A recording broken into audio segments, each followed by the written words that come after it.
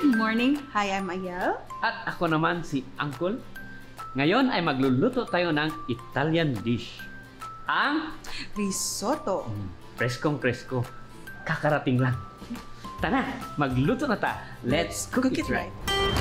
Simulan natin ang paggawa ng risotto. Ayel, ano ba yung dapat nating i-prepare? Una ay ang ating mushroom. Isutay natin ang ating mushroom. Ikalawa naman ay ang ating chicken stock. Tapos ang ikatlo, Uncle. Ano ang ikatlo? Siyempre ang rice. Tara, simulan na natin. Ilagay ang mantika. Pag mainit na, Uncle, ay isunod naman natin ang mushroom.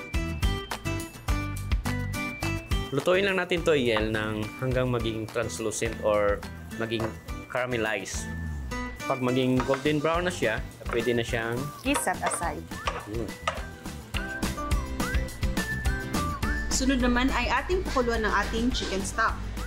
So, Uncle, pag kumulo na ang ating chicken stock, ay iset aside lang natin ito.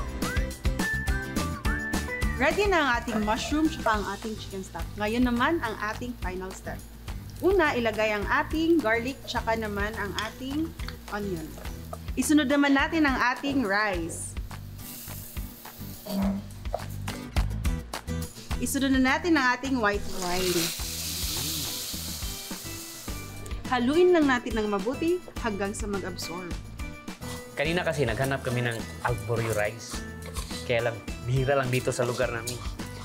Pwede naman yung mga Yung anong mga rice? short grain rice, yung Japanese rice. Ay! Pero dapat good heart, tuloy-tuloy yung natin, halo para hindi siya didikit.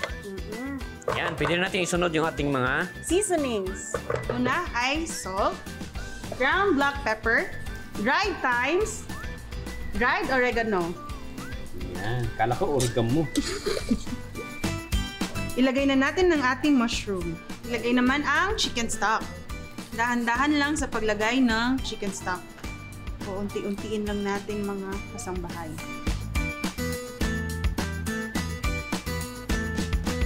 Ayan, luto ng ating rice. Bago muna natin ilagay ang ating butter, i-off muna ang apoy.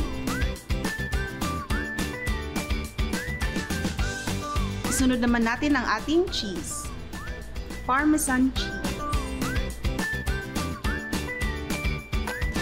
Mas maraming butter, mas maganda.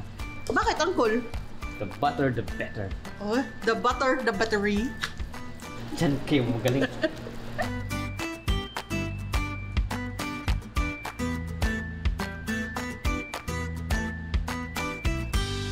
Ayan, luto na ang ating creamy, delicious mushroom risotto. O, diba? Di lang siya simpleng gawin, kundi masarap pa at pwedeng gawin sa mga bahay nila. Huwag kalimutan, bago kumain, manalangin. Sarap talaga.